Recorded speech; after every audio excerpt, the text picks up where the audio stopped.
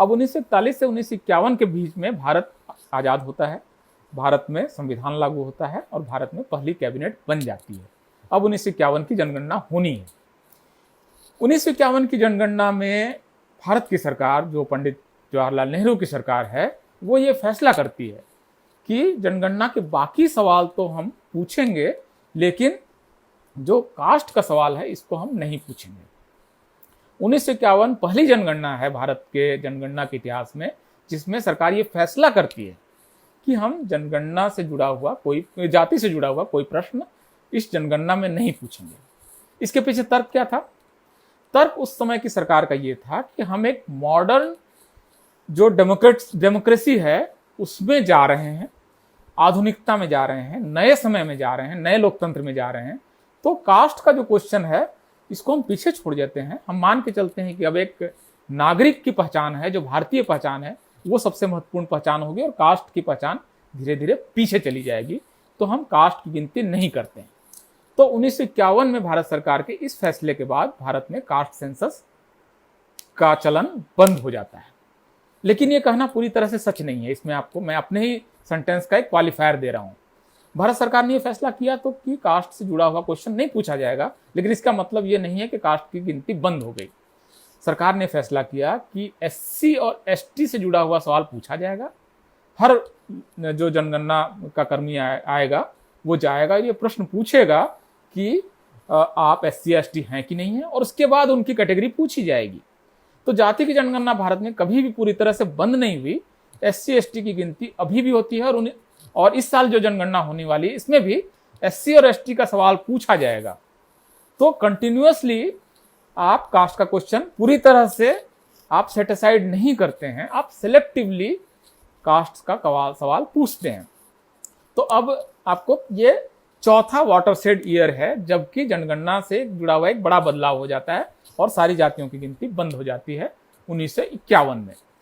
इसके बाद 1951 आता है, फिर 1961 आता है, 1971 आता है। इस बीच में एक चीज और हो जाती है, जो संविधान में आर्टिकल 340 है, जिसमें कि ये कहा गया है कि एक केंद्र सरकार, जो सरकार है, वो एक आयोग का गठन करेगी जो सोशली और एजुकेशनली बैकवर्ड क्लासेस का पता लगाएगी और उनसे जुड़ी हुई नीतियां बनाएगी। 340 आर्टिकल। बहुत सारे लोग कहते हैं कि बाबा साहब ने ओबीसी के लिए क्या किया, तो उनको देखना चाहिए कि आर्टिकल 340 जो कॉन्स्टिट्यूशन में आया है उससे जुड़ी हुई डिबेट आप देखेंगे तो 340 बाबा साहब ने कितना एफर्ट किया।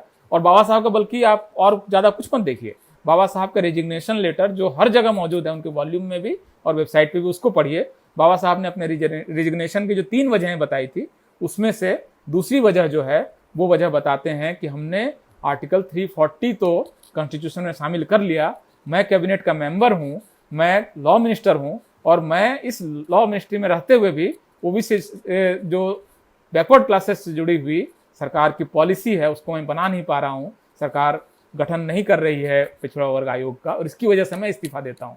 तो बाबा साहब ने पिछड़े वर्गों के लिए इस्तीफा दिया। हिंदी कोड बिल इसकी दूसरी वजह थी।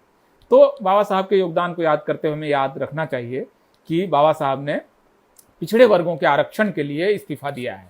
जो 3 वजह हैं उसमें दूसरी सबसे बड़ी वजह उन्होंने बताई है कि पिछड़े वर्गों के लिए आरक्षण नहीं। बाबा साहब का रेजिग्नेशन लेटर कोई ऐसी चीज नहीं जो छुपा हुआ है, कोई भी आदमी इसको पढ़ सकता है और देख सकता है कि उन्होंने आर्टिकल 340 और ओबीसी के लिए क्या किया है बाबा साहब ने। कोई भी अगर प्रश्न पूछे आपसे कि बाबा साहब ने ओबीसी के लिए क्या किया, तो आप कहना चाहिए कि आप बाबा साहब का रेजिग्नेशन लेटर पढ़िए। उन्होंने लॉ मिनिस्टर से इस्तीफा दिया ओबीसी के लिए, इस देश के पिछड़ों के लिए। वो बहुत बड़ा व्यक्तित्व है, वो उनकी कल्पना में सारा देश था। वो अपनी जात या शेड्यूल कास्ट या इससे और या मुसलमान तक सीमित नहीं थे या माइनॉरिटी तक, वो सबको साथ लेकर चलने की उनकी परिकल्पना थी। खैर, जनगणना पर लौटते हैं।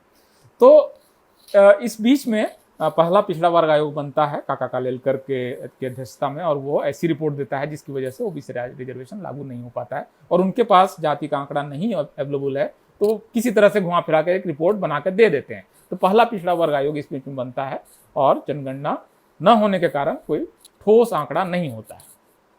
अब इसके बाद एक वर्ष आता है जनगणना का 1981 का। इस बीच में एक चीज और होती है कि जनता पार्टी की देश में सरकार बनती है, कांग्रेस, इंदिरा गांधी हारती हैं और जो मुरारजी भाई और उसके बाद चरण सिंह प्रधानमंत्री बनते हैं। इस सरकार ने एक फैसला किया कि हमको दूसरा पिछड़ा वर्ग आयोग बनाना है, तो दूसरा पिछड़ा वर्ग आयोग का गठन होता है। बीपी मंडल उसके चेयरपर्सन बनते हैं और इसको मंडल कमीशन के नाम से देश जानता है, जिसकी वजह से इस देश में आज की तारीख में करीब करीब समझिए कि 50 लाख से ज़्यादा लोगों को नौकरी मिली है ओबीसी को मंडल कमीशन की वजह से, और करोड़ों से ज़्यादा विद्यार्थी इस समय अलग अलग यूनिवर्सिटी में पढ़ रहे हैं। वो मंडल कमीशन का योगदान है, 340 आर्टिकल से जो निकला है। तो मंडल कमीशन का गठन होता है, मंडल कमीशन अपना कार्य शुरू करता है। प्रोएक्टिवली कांग्रेस ने मंडल कमीशन का जो पिछड़ा वर्ग आयोग है उसमें काम नहीं किया, लेकिन होने दिया। तो पिछड़ा वर्ग आयोग अपनी रिपोर्ट जो है वो कांग्रेस के शासनकाल में राष्ट्रपति ज्ञानी जैल सिंह को बीपी मंडल अपनी रिपोर्ट सौंपते हैं। इस रिपोर्ट में बिल्कुल शुरुआत के ही 2-3 पन्ने के अंदर आप देखेंगे तो बीपी मंडल ये लिखते हैं और मंडल कमीशन ये लिखता है कि जाति जनगणना नहीं होने की वजह से हमारे पास जातियों के आंकड़े नहीं थे और इस वजह से हमें इस रिपोर्ट को लिखने में काफ़ी दिक्कत हुई। हमारे पास ठोस आंकड़े नहीं थे, हमको 1931 के आंकड़ों के आधार पर काम करना पड़ा, कई सारे छोटे मोटे सर्वे के आधार पर काम करना पड़ा, क्योंकि आपके पास ओबीसी को लेकर, पिछड़ा वर्ग को लेकर पॉलिसी तो है लेकिन पिछड़ा वर्ग के आंकड़े नहीं हैं। मंडल कमीशन ने ये सिफारिश की कि अगली जो भी जनगणना हो उसमें आपको जो तमाम जातियों के आंकड़े आपको इकट्ठा कर लेने चाहिए, जाति की जनगणना करानी चाहिए। तो देखिए, मैंने आपको बताया कि किस तरह से कौन कौन सा वर्ष महत्वपूर्ण है। 1878, फिर 1881, फिर 1931, फिर 1951, फिर आपको 1991 का वर्ष आता है। तो 1991 का वर्ष एक ऐसा वर्ष है जिसमें कि जाति की जनगणना करा लेने का एक मौका था, जिसमें कि जाति की जनगणना कराई जा सकती थी। लेकिन उससे ठीक पहले वीपी सिंह मंडल कमीशन की रिपोर्ट का वो हिस्सा लागू करते हैं कि केंद्र सरकार की नौकरियों में 27% आरक्षण दिया जाएगा, और पूरे देश में बहुत उथल पुथल मचती है। और 1991 की जनगणना में ये पॉसिबल नहीं हो पाता है कि कास्ट का सेंसस कराया जा सके। तो 1991 आपका फिर निकल गया। ये हिस्ट्री की टाइमलाइन है, मैं आपको एक एक हिस्टोरिकल ईयर और उसका इपॉक बता रहा हूँ कि किस तरह से दिस थिंग प्रोग्रेस्ड एक्चुअली। तो इसके बाद का आपका पीरियड आता है 2001 की जनगणना।